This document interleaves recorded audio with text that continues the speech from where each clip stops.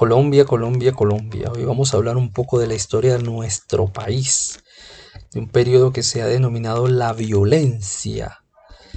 Una etapa que da para hacer una serie de Netflix con infinidad de capítulos y muchísima sangre, infinidad de personajes. Así como en ese país tuvimos, por ejemplo, un periodo llamado la Patria Boba, tuvimos la Guerra de los Mil Días, tuvimos la llamada Regeneración, también hemos tenido la denominada violencia. ¿Cuándo se dio eso? Eso es lo que vamos a mirar y de lo que vamos a conversar un poco. Si le preguntamos a Wikipedia, ¿qué nos va a decir? Que la violencia fue un periodo de la historia de nuestro país sucedido primero que todo en el siglo XX, ¿sí? Aquí pueden mirar, el siglo XX, y que se da entre los partidos más tradicionales de nuestro país, los más antiguos, ¿cierto? El Partido Liberal y el Partido Conservador. Esto me está, a ver aquí, exacto. Partido Liberal y el Partido Conservador que se van a dar una tunda por el poder, ¿cierto? Que se van a cascar por lograr el poder. Entonces, ¿cuándo sucede eso en sí? Vamos a tener que sucede, perdón aquí, entonces vamos a tener que eso sucede entre, según algunos, 1930 y 1960. Mire, aquí iba a decir eso, ¿cierto? Ese enfrentamiento entre esos dos casi que lleva a la guerra civil, a que nos matáramos. Prácticamente fue una guerra civil, aunque no se declaró como tal. Miren la cantidad de muertos, según algunas cifras oficiales, 300.000 muertos, que es muchísima gente, desplazamiento de una gran cantidad de la población colombiana, ¿sí? Y que tiene demasiada información. Es un tema del cual van a encontrar muchísima información, del cual seguramente ustedes también ya han visto una parte. En décimo seguramente debieron ver una parte de este tema en sociales con su profesora de la época. Bueno, tenemos entonces que, si se dan cuenta, si nos damos cuenta, por ejemplo aquí dice, miren, los liberales y los conservadores se enfrentan y forman sus ejércitos, sus fuerzas particulares en el año 46. Por eso es que vamos a situar esta fecha como el nacimiento de la etapa de la violencia, ¿cierto? Miren toda la información que hay, como les digo, referente al tema, que un estudiante de 11, pues bueno, le queda muy difícil manejar todo esto, pero sí debe manejar al menos los conceptos básicos de lo que denominamos la etapa de la violencia, que es lo que vamos a tratar de eh, acercarnos, tratar de revisar con este taller. ¿Listo? Entonces nos vamos allá al año 46 y vamos a tener que el Partido Liberal tenía 16 años en el poder. 16 años. ¿Y qué pasó? En ese año perdió la presidencia. La perdió obviamente con los conservadores ganan la presidencia con el señor Mariano Ospina Pérez. Esto no cae muy bien dentro de los liberales, ¿cierto? Que ya se van a preparar para las elecciones del año 1950. Pero entonces, ¿qué pasa? Los liberales tienen dos candidatos, tienen al señor Turbay y al señor famosísimo Jorge Eliezer Gaitán. Jorge Eliezer Gaitán va a ser un personaje bastante, aparte de famoso, controvertido, polémico por todo lo que él generó, por todo lo que representa su figura y porque caló en la gente muchísimo, tuvo mucho, vamos a decirlo así, impacto dentro de la opinión pública de aquella época. Pero enseguida vamos a abordar el tema de Guetna. Primero vamos a ver las características generales de lo que fue esta etapa de la violencia. Entonces, como no es de extrañarse, ¿cierto? Lo que trae la etapa de la violencia, las causas, la vamos a encontrar en que había falta de identidad nacional, no sabíamos quiénes somos, aún no lo sabemos muy bien como colombianos, ¿cierto? Hay mucha pobreza, mucha desigualdad, hay una cultura de la violencia, se excluyen las minorías, todas las características del conflicto que vivimos al día de hoy, ¿cierto? O sea que en ese sentido no hemos cambiado mucho. Bueno, como les decía, una guerra civil, que cuando hablamos de guerra civil es cuando se enfrentan miembros de una misma población, ¿cierto? Los muertos pueden ir entre 200.000 y 300.000, el periodo en el que se da y el desplazamiento, mire. Como es un conflicto que afectó profundamente el campo, entonces tuvimos que ya hubo grandes poblaciones de nuestro país desplazadas. El desplazamiento no es un fenómeno nuevo, el desplazamiento es un fenómeno de toda la historia de Colombia, ¿cierto? Bueno, vamos a tener asimismo que mm, las consecuencias, ¿cierto? Las consecuencias, invasión de territorios ajenos, entonces a muchos campesinos les van a quitar sus tierras, vamos a tener desempleo, nacimiento de mucha más criminalidad, prostitución, carencia de servicios y aumento de la pobreza. Es decir, esto es lo que básicamente te vas a encontrar en cualquier conflicto mundial. Mire, entonces de parte de los conservadores ellos se van a armar con unos grupos que se van a llamar los famosos pájaros, que son como los paramilitares de la época, ¿cierto?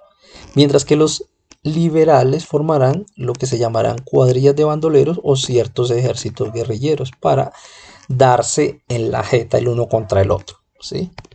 Entonces, eh, este enfrentamiento llevó a que lo sufriera básicamente la gran cantidad de población campesina. Los campesinos fueron los que más sufrieron ese enfrentamiento, porque siempre, como bien sabemos, los que menos tienen en este tipo de conflictos son los que más sufren, ¿cierto?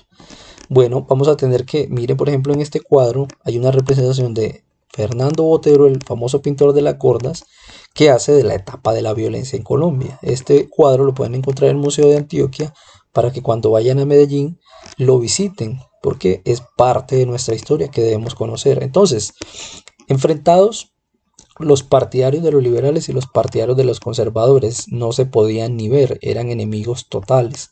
Le pueden preguntar a sus papás o a sus mamás. Había un cura incluso conservador, como saben los curas son conservadores, decía que matar liberales no era pecado. Imagínense, era una idea que se tenía en esa época y lo decía un cura. Hoy nos parece eso absurdo que un cura diga eso en plena misa, pero había un cura que lo decía y los fieles decían, sí, es verdad, matar liberales no es pecado. Uno de los protagonistas esenciales de este periodo denominado la violencia será este señor que tengo aquí, Laureano Gómez, mire, que va a ser presidente entre el año 50 y el año 53. ¿Por qué va a ser uno de los protagonistas? Porque este señor, siendo presidente en esa época, ¿cierto?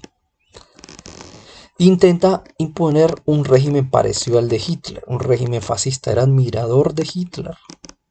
Dice que solamente debían permitirse dos partidos, que no debía permitirse libertad de expresión, libertad de prensa, que había que eliminar el derecho a la huelga. Un tipo totalmente nefasto para la historia del país, aunque hay quienes lo admiran. Pero ya vamos a hablar un poco más de él. Antes de esto quiero hablar de el señor Gaitán, ¿cierto? Es un tema importante porque para muchos el nacimiento de este periodo de la etapa de la violencia va a ser 2 años antes de que Laureano Gómez sea presidente, es decir, en el año 48. Miren lo que dice Wikipedia de Gaitán. Dice que con su muerte, conocida como el Bogotazo, que debería ser el colombianazo, porque fue un evento que transformó e impactó a toda la sociedad colombiana y generó desórdenes a nivel nacional. Entonces el Bogotazo dice aquí, mire, inicia el periodo sangriento de la historia del país conocido como la violencia, el que estamos viendo, ¿cierto? Entonces, según Wikipedia, la muerte de Gaitán es la que genera este periodo. Entonces, miren, Gaitán, como ya bien saben, un tipo orador brillante, gran orador que era capaz de conmover a las masas, que era capaz de llegar a los más necesitados, a los más oprimidos, asesinado el 9 de abril de 1948, ¿cierto? ¿Quién lo asesina? Lo asesina un señor llamado Juan Roa Sierra, que por ahí hay una película que creo que está en Netflix, la pueden buscar. Es interesante porque nos muestra parte de nuestra historia, de cómo era el país en esa época, no solo la forma de vestir, la forma de comer, sino cómo era la cultura como tal de nuestro país, ¿cierto?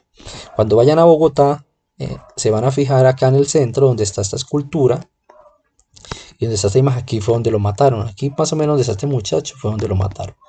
En estas oficinas trabajaba él y por aquí había una salida, por aquí salió y aquí lo mataron, ¿listo? Entonces, y hoy lo tenemos presente en el billete de 1000, ¿cierto? Entonces se descachalandró, se enloqueció el país ese día con la muerte de Gaitán. Tengamos esto presente, era liberal, pertenecía al partido liberal y tenía gran cantidad de seguidores, una masa de seguidores tremenda. Los liberales le echaron la culpa a los conservadores.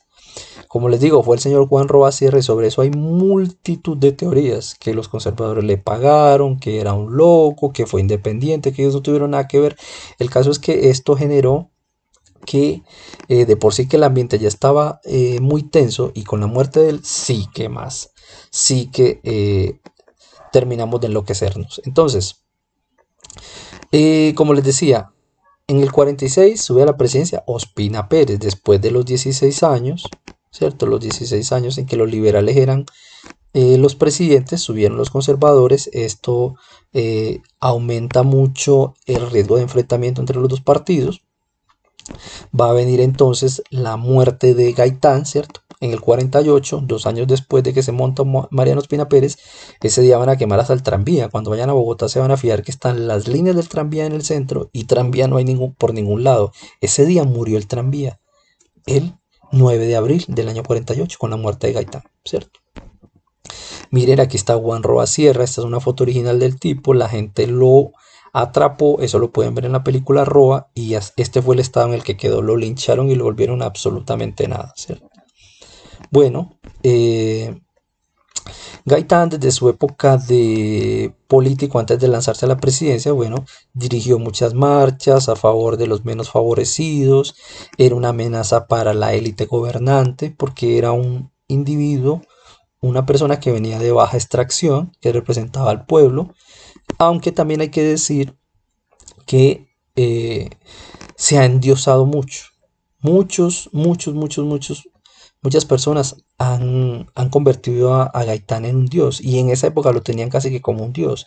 Hay que decir que Gaitán, si bien tenía unas dotes extraordinarias, no solo como orador, no solo como político, no solo como representante del pueblo, era un ser humano y como tal podía tener quizá errores. Algunos decían, por ejemplo, que si bien luchaba por el pueblo, en ciertas ocasiones lo miraba con desprecio. Esto puede ser muy debatible, pero al mismo tiempo era una persona que buscaba el beneficio colectivo, ¿cierto? De izquierda, como es de suponer, buscaba el beneficio colectivo y que llamaba a una revolución para que el poder no solamente se quedara entre liberales y conservadores, sino que fuera un poder que se distribuyera, como bien sabemos, hacia la población. ¿Listo?